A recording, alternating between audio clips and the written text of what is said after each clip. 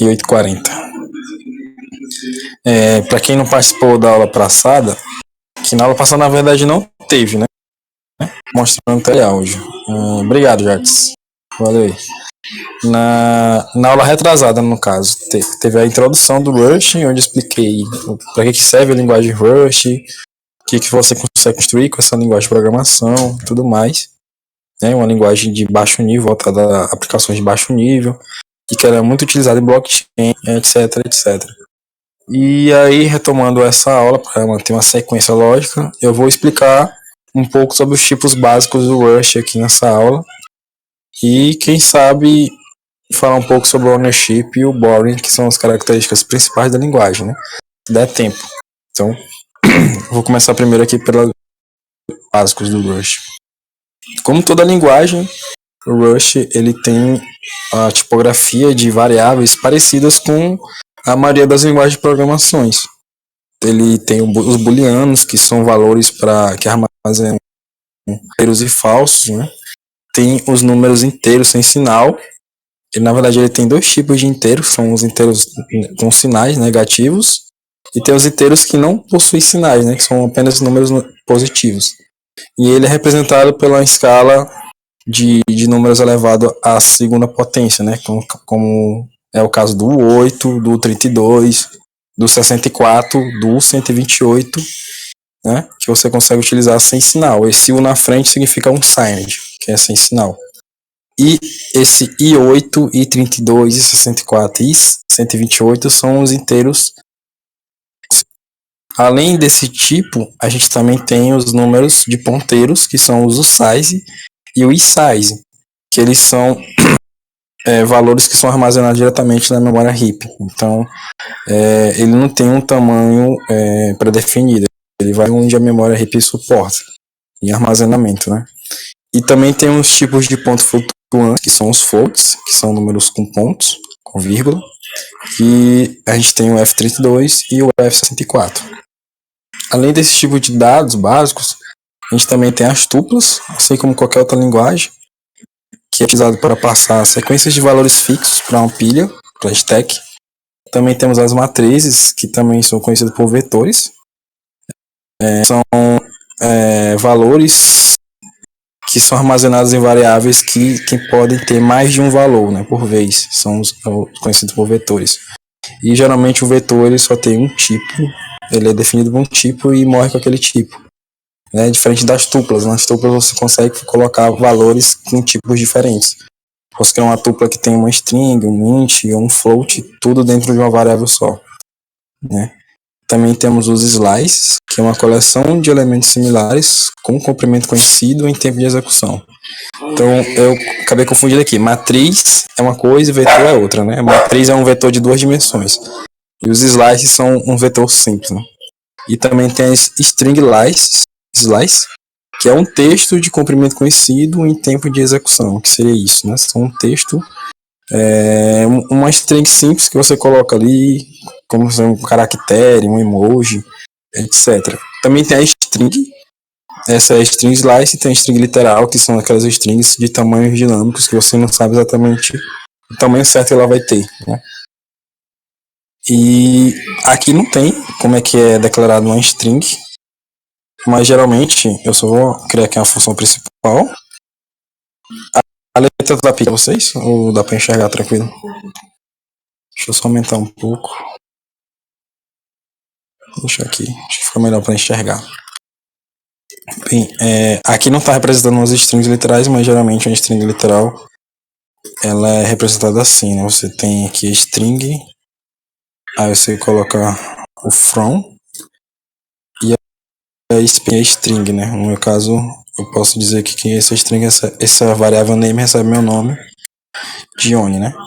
E aí, para eu mostrar esse valor na tela, eu posso estar utilizando o println, que no caso ela é uma macro, e aí eu consigo especificar dessa forma. Eu posso fazer assim, passar meu nome dentro do formatador do println, ou eu posso só colocar que ele tem um campo dinâmico aqui de valor de variável, e eu posso especificar aqui o valor da minha variável, né, o nome da variável. Aí eu coloco para executar e ele vai mostrar aqui meu nome, né, Dione. Então, assim, esse é uma string literals, né? Uma string que ela não tem um tamanho assim definido, né? Eu coloquei de onde, mas eu poderia colocar outro dado de um vetor ou um dado de uma API dentro dessa string. Né? E a string slice não, ela é representada dessa forma, né? Você consegue colocar um nome aqui específico e aí eu não, beleza, esse nome aqui acabou. Ela não é dinâmica que nem string. E geralmente no Rush, para você especificar o tipo da variável, você tem que dizer, colocar 2 pontos depois da variável o tipo dela, né? No caso ela é uma str. E a str ela precisa ser representada dessa forma. E aqui eu tenho a minha string slice. Opa. Double quotes. Ah tá. A minha string literals, string slice eu preciso ter aspas duplas, né? Para identificar que é uma string. E aí beleza, tem aqui meu nome, né? E qual é a diferença de uma string com uma string slice, né? Você deve estar se perguntando. É só a forma que ela é armazenada na memória. Uma string, daquela forma que eu expliquei do from, geralmente ela é armazenada na memória heap, né? Para quem não sabe, na programação a gente tem 2 tipos de memórias principais, que são a memória heap e a memória stack, a memória de pilha. E aí no Rust, esses primeiros tipos de variáveis aqui que eu comentei, que é o U8, o I8, o F32, o F64 e o string slice, eles são armazenados na memória stack, né, memória de pilha no Rust. Essa memória de pilha, eu sei que é um scale para ficar mais fácil de observar. Acho que deve ter salvo da última aula aqui. Não tem salvo não. Então, só carregar aqui. Deixa eu ver se vocês estão vendo a tela. Ah, então, beleza. Pega aqui um quadrado. Aqui um quadrado. Eu vou desenhar uma memória aqui rapidão para vocês. Imagina que desse lado aqui eu tenho a memória heap e do lado aqui eu tenho a memória stack, né? Memória de pilha. No Rush, essa memória stack ela é armazenada também como uma pilha, né? Vai começar do primeiro da base e aí vai se multiplicando à medida que eu for adicionando mais valores nessa pilha, até que ela vai atingir um limite específico, e quando isso acontece é ocasionado um estouro de pilha, né? Ou um stack overflow, por isso o nome Stack Overflow. Já na heap, ela é uma memória que é dinâmica, então o tamanho dela é mais precisamente o mesmo tamanho que a arquitetura do computador vai aguentar.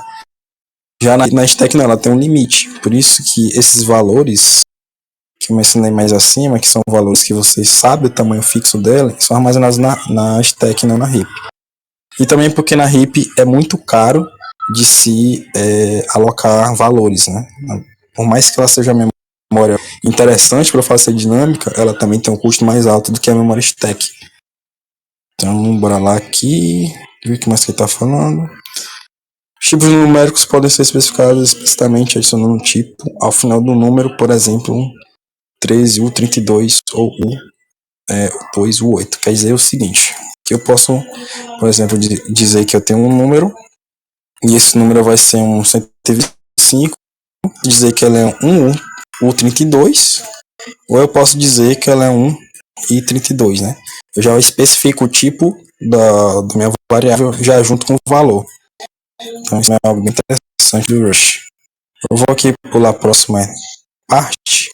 Para quem não conhece, esse site se chama Of Rust, que é uma espécie de tutorial em sequência, onde ele vai explicar algumas coisas do Rush, algumas features para vocês praticarem, né? Aqui ele está explicando agora a parte da conversão de tipos. O Rust ele requer que sejamos explícitos quando se trata de tipos numéricos. Não podemos usar um 8 como um U32, sem que se reproduza um erro. Por sorte, o Rust faz com que as conversões de tipos numéricos sejam muito simples, usando as palavras S, né?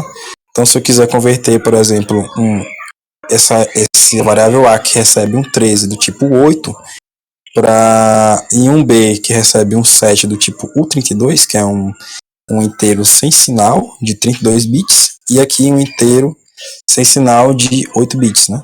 Ele está criando uma nova variável aqui do tipo C, onde ele vai receber o A, mas esse A ele vai estar convertendo para um tipo U32 e está somando com B, né? Por quê? Porque o A aqui ele é no tipo U8. Então, se eu quiser fazer operações com variáveis do mesmo tipo, de tipos diferentes, eu preciso fazer uma conversão para que ela fique do mesmo tipo, senão eu não vou conseguir fazer essa operação. E aí eu consigo printar aqui o 20, né, que é a soma desses valores 13 com 7, tá? 20. E aqui embaixo ele está criando uma nova variável do tipo true, tipo verdadeira, e ele está mostrando ela de uma forma convertida ao um inteiro, né? Por quê? Por que deu 1 aqui, né? Porque na computação, o 1 é o verdadeiro e o 0 é o falso, né? Por isso que na conversão aqui para o 8 ele mostrou 1 aqui. Então vou para a próxima parte aqui. As constantes. Vocês podem perceber que o Rust não tem tipo, nada fora da curva, né? Muita gente fala que a curva dele é muito alta, mas eu não acredito nisso. É por quanto mais que o Rust tem umas features diferenciadas que a gente não costuma utilizar na programação, né? Não é o caso dessa questão de empréstimos, questão de ownership. E também essas questões de ciclo de vida que tem no caso do Rust, tudo mais. Esses tipos de features que tem muita relação com gerenciamento de memória, a gente não está tão acostumado a utilizar. A gente depende lá da vida, né? No Python, por exemplo, e a gente não se preocupa em desalocar memória, alocar a memória, a gente só faz a programação e acabou. Já no Rust não, a gente tem que ter uma preocupação e por isso que a curva de aprendizado dela pode ser um pouquinho maior, né? Só por causa de costume mesmo. Mas em questão de sintaxe, ele é só um pouco diferente, mas não muda muita coisa não. Para quem veio do C, C++, não muda praticamente nada. Aqui ele também tem constantes, e as constantes eles são definidos por palavras maiúsculas, né? E a separação é através de underline, né? Isso é chamado de snake case, assim como no Python. E geralmente nas constantes você declara ela já com tipo e com valor, né? Porque ela é um valor constante, então ela já precisa ter obrigatoriamente um valor inicial. E aqui ele está criando aqui uma variável do tipo f32, né, um float, que vai receber o valor do pi. Então, como é um valor constante, ele já declara logo o valor aqui em cima e ele é utilizado aqui embaixo. Para seguir aqui. E agora ele está explicando usa coleção de tamanho fixo de elementos, cujos valores são todos do mesmo tipo, né? Foi o que eu expliquei mais na frente, quer dizer, que as tuplas são variáveis dinâmicas, mas que possuem tipos diferentes. Então, nas tuplas eu consigo ter inteiros, floats, booleanos, né? Mais de um tipo de valor. Já no array não, eu só posso ter um tipo só. E aí ele já especifica, ele está criando nums, que recebe um array de 3 posições, né? Ele declara aqui 3 posições, e aqui na frente ele mostra o tipo desse array, que é um i32, né? Que é um inteiro com sinal. Se eu colocasse aqui, por exemplo, um 4 e tentasse rodar esse comando, o compilador ele já ia tirar onda aqui comigo, porque está falando que aqui eu declarei um array com 4 posições, mas só estou utilizando 3, né? Então, aqui eu especifico a quantidade de posições do vetor. E aí, beleza, eu consegui imprimir. Eu falei que isso aqui é uma macro. Para quem não sabe, macro é um tipo de função pré-definida que já vem na linguagem, mas que ela não faz uma coisa só, né? Ela faz várias coisas. Então, essa macro específica aqui do Rust, o println, deixa eu apagar isso aqui. Ele faz muito mais que só mostrar na tela, né? Você viu que eu não fiz nenhum tipo de interação aqui para poder percorrer o vetor, mas mesmo assim ele já trouxe todos os dados que eu tenho do meu vetor aqui, como se tivesse que iterar. Isso aqui o println, essa macro, onde ele já faz tratamento aqui, ó. Quando eu utilizo esse dois pontos .tv, ele meio que faz uma conversão para string daquela variável, né? Como se fosse um toString. E aí ele meio que pega todos os valores que estão ali dentro daquela variável e tem um string e mostra aqui embaixo, né?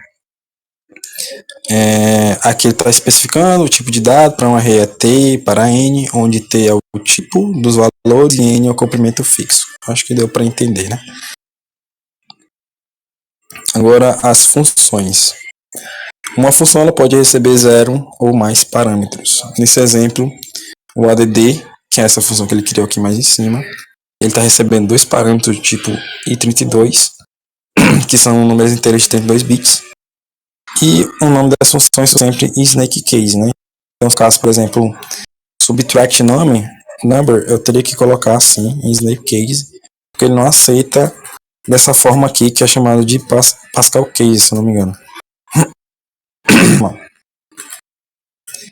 Outra coisa interessante aqui das funções do Rush é que eu não preciso colocar a palavra return, eu coloco se eu quiser, mas ela é opcional, eu posso só omitir ela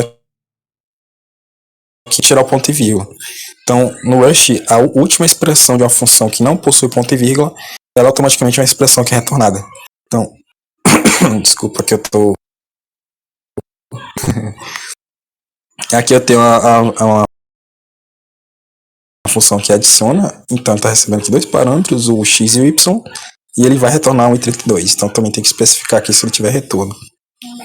No Rush tem como criar variáveis com o tipo subtendido, né? Eu posso só colocar aqui um let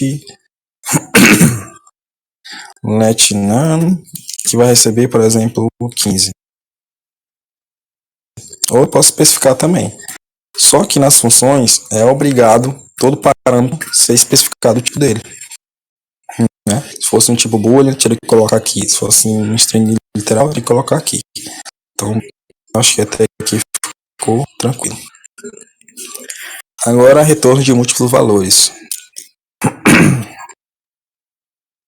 O que seria esse retorno de múltiplo valor, né?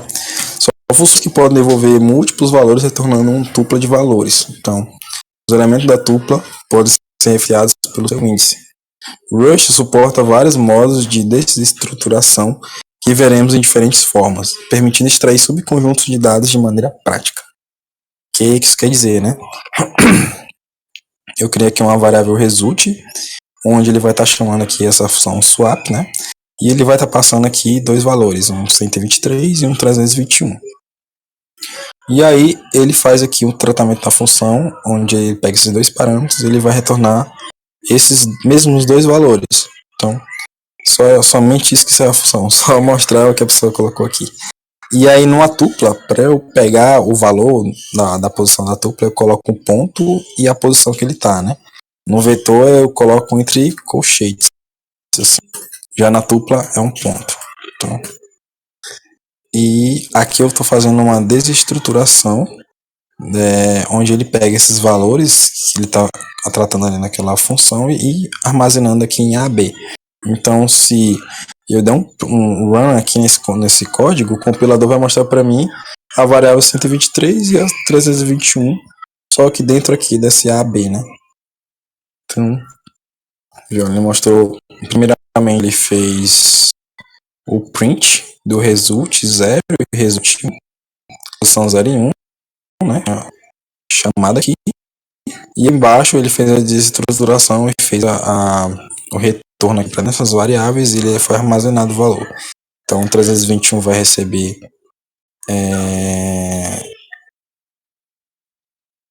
foi invertido aqui, foi? Tá, x e y.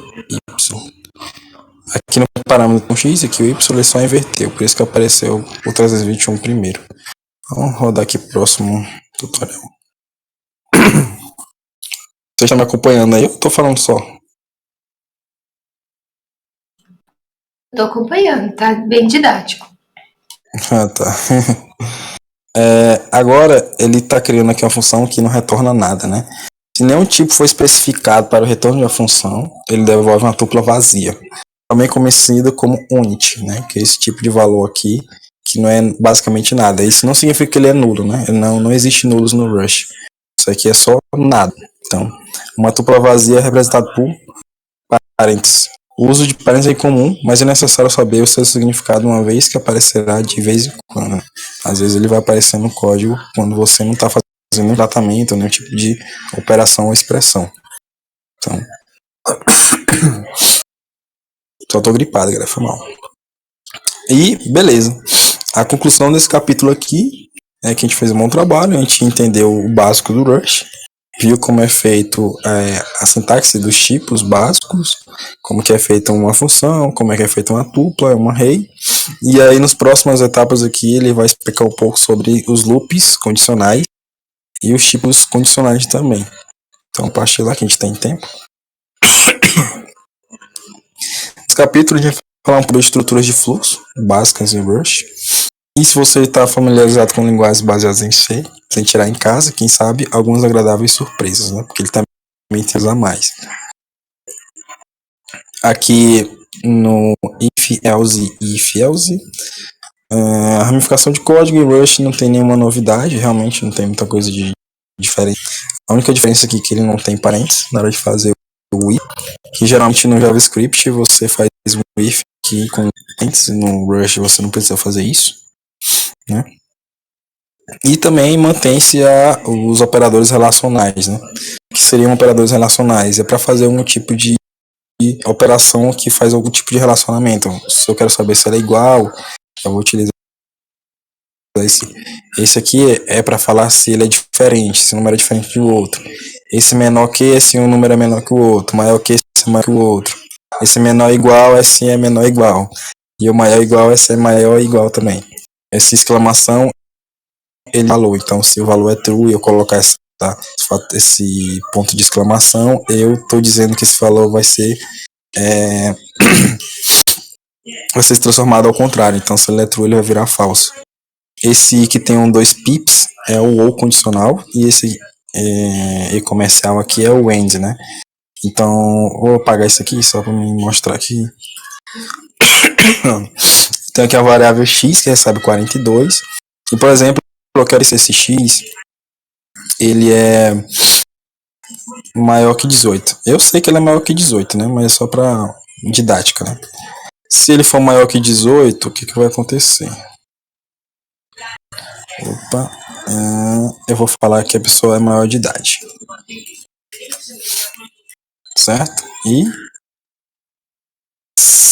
se o x for menor que 18, significa que a pessoa é menor de idade. Então eu só vou copiar aqui.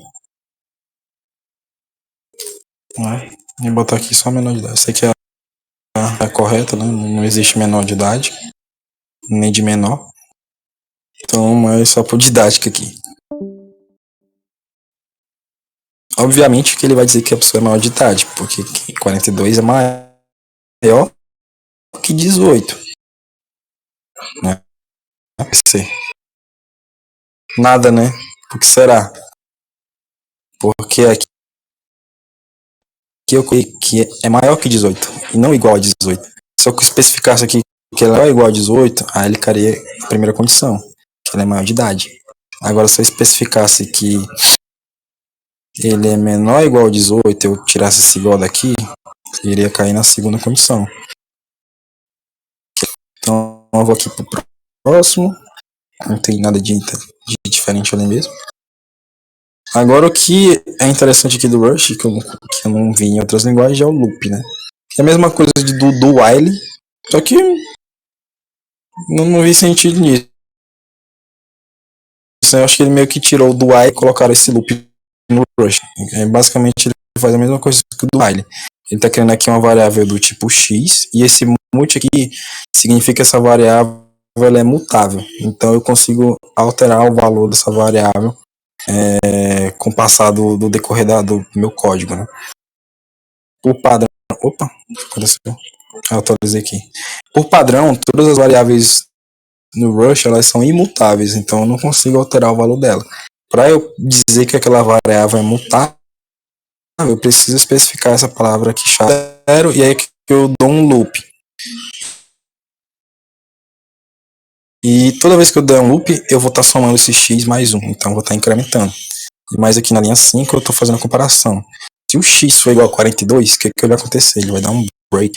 Esse break ele serve para parar o loop, né? Então, 3, 4, 5, e quando o x for igual a 42, aí ele vai quebrar esse loop e ele vai printar aqui a posição do x. Então, se eu der um run aqui, vai mostrar 42. Foi muito rápido, né? Mas a gente pensa que ele só printou com 40, mas não, ele fez o loop. Ele contou 1, 2, 3, 4, 5, 6, 7.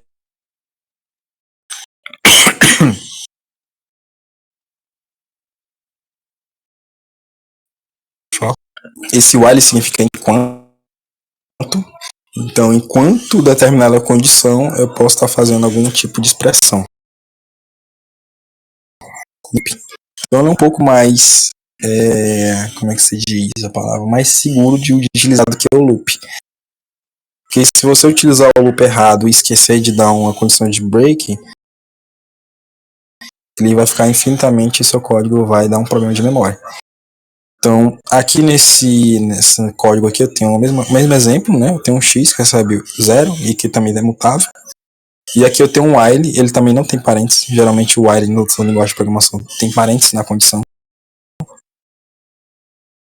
Esse e 2, ele vai estar incrementando 1. Então, no exemplo anterior, a gente viu que se o x fosse igual a 42, ele ia dar um break. Aqui já é diferente. Se o x for diferente de 42, então ele vai fazer o loop e vai comparar. O x é diferente de 42? Não, então continua. Aí vai dar 1, 2, 3, 4. Aí quando chegar em 42, ele vai perguntar: o x é diferente de 42? Não, ele é igual. Então ele vai sair do loop. Entendeu? Enquanto ele for diferente, ele vai estar no loop. Enquanto for igual, ele vai sair do loop. É basicamente isso. Então ele vai fazer o loop aqui e vai mostrar que o x é 42. Então eu vou aqui pro próximo. Agora é o for. Tudo que eu tô falando aqui, esse loop, esse while, são expressões que a gente utiliza em linguagem de programação para fazer operações de loop, né? Loop é algo que se repete, que tem um ciclo. Então no for, que é muito utilizado em outras linguagens, não só no Rush, muito mais que o while, né? Ele é aí ele especifica aqui. Opa, foi mal, galera. Tem um cachorro aqui. Só mandar ele parar de falar aqui.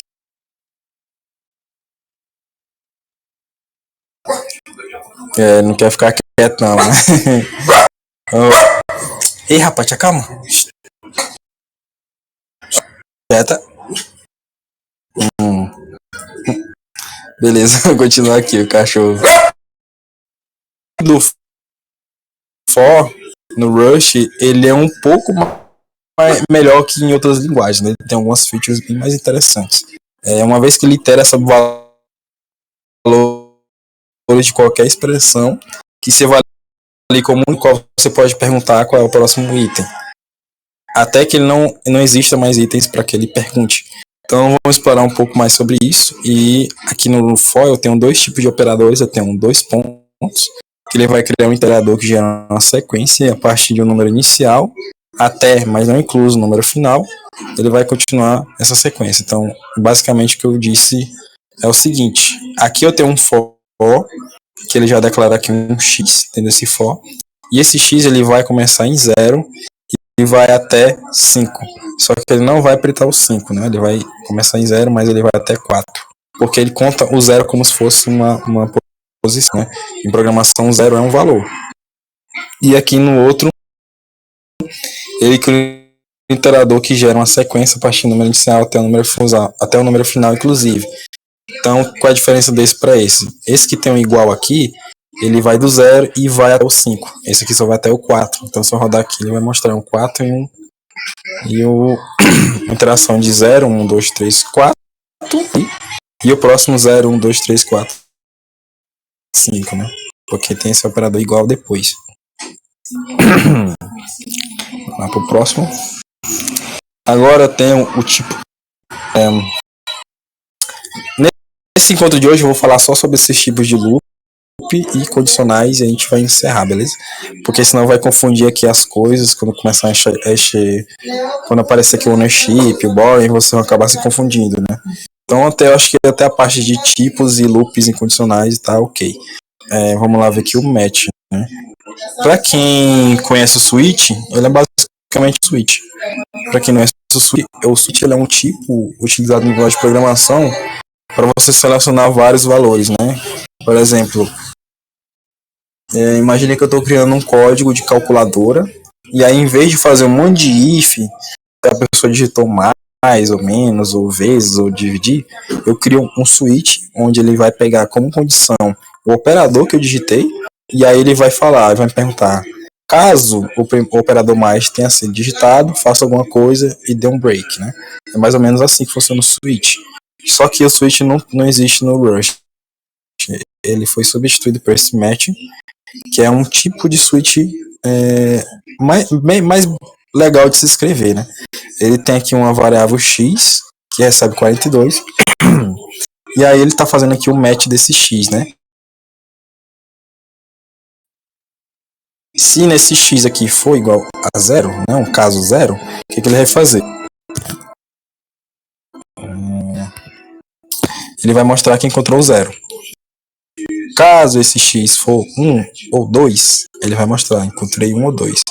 Caso esse x seja 3 até igual 9, aí ele vai falar, encontrei número entre 3 e 9, inclusive. Aí, match num, isso aqui é nova, né?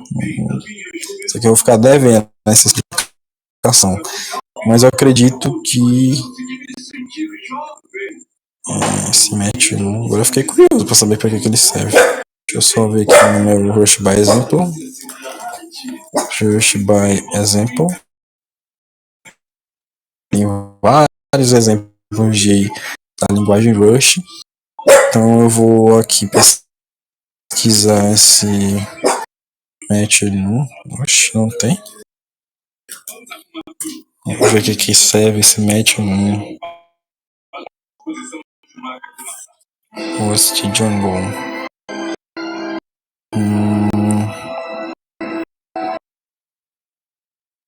Deixa eu traduzir aqui para vocês. Basicamente a mesma coisa do outro.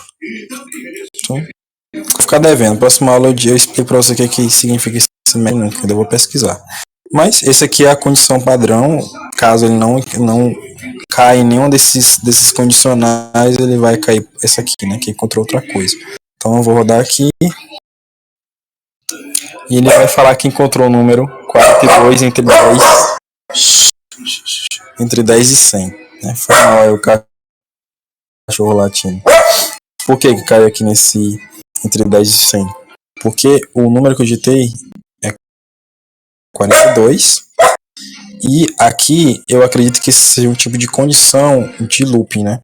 Então, igual 100. Então, se o meu número que eu digitei estiver nesse intervalo, ele vai cair aqui nessa condição e ele vai mostrar aquele valor que está armazenado nessa variável match1, que eu acredito que seja o x, né? Então, por isso que esse match aqui eu não cheguei a estudar muito ele, mas na próxima aula eu vou passar mais coisas do match para vocês. Então, bora lá, retornando valores de um loop. Os loops podem ser interrompidos para retornar um valor. Então, aqui nesse exemplo ele está criando a variável x de novo, onde ele está atribuindo a uma variável v uma expressão, e essa expressão ela tem um loop que pega esse x e incrementa esse x mais 1, e aí faz uma condição, né? Se esse x for igual a 13, aí ele vai quebrar, ele vai parar esse loop e vai mostrar a string encontrei o 13, né? E aí aqui embaixo ele mostra aqui o print da minha variável.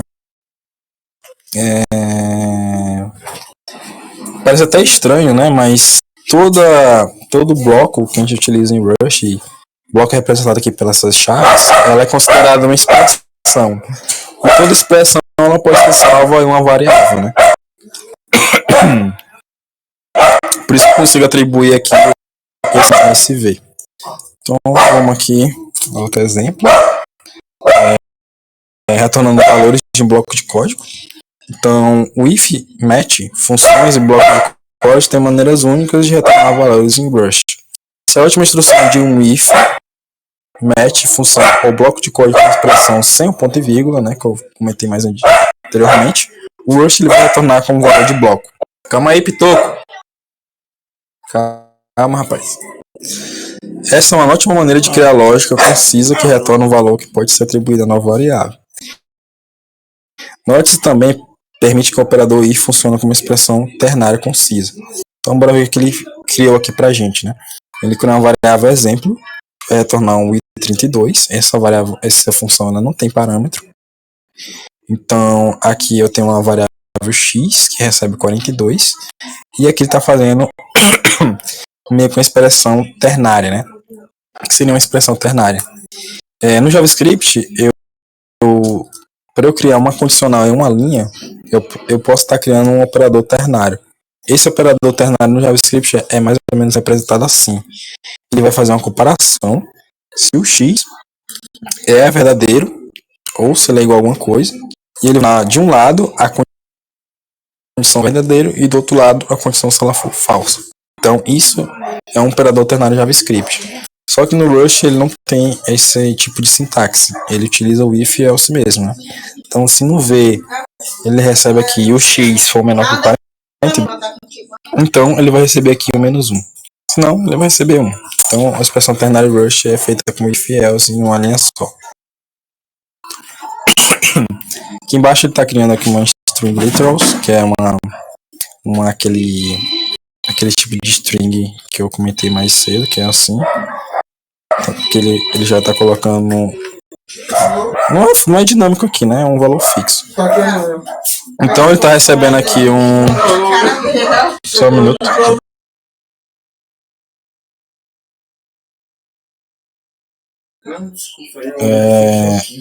Beleza. Oxe, tá. Achei que tinha parado de replicar a tela. Aqui eu estou criando uma variável result que está fazendo um match com a variável food. Então ele vai percorrer aqui nesse food, ele vai fazer uma comparação, na verdade, e ele vai entrar no primeiro caso, né? É um cachorro quente que está escrito aqui na variável food. Se for, aí ele vai mostrar é cachorro quente. Se não for, ele vai mostrar não é cachorro quente. E aqui mais embaixo ele vai estar fazendo um print, onde ele vai estar passando aqui na string identificando o lanche, tá passando aqui o valor da minha variável, né? E aqui o result, né, para representar esse valor. E aqui ele está criando uma variável v que está recebendo uma expressão que recebe um A1, um B2 e está somando isso, né? Então aqui vai dar um 3. Opa, cadê? E aqui embaixo ele está printando o V, né? Que vai ser 3. E aqui embaixo ele está somando o V mais o 4. Então seria 3 mais 4, 5, 6, 7, né? O resultado desse V. Então é basicamente uma função que faz várias coisas aqui. Bora só ver qual é o resultado disso. Ele vai mostrar a primeira comparação que ele fez aqui, ó, que é do se o V x é menor que 42, né? O x aqui está recebendo 42. Não, né? Aí ele vai receber o 1. Por quê? Porque não é verdadeiro, né? X não é menor que 42. X é 42. Então ele é 1. Vai receber 1 aqui. Aí o próximo print, ele tá falando aqui, não é cachorro quente.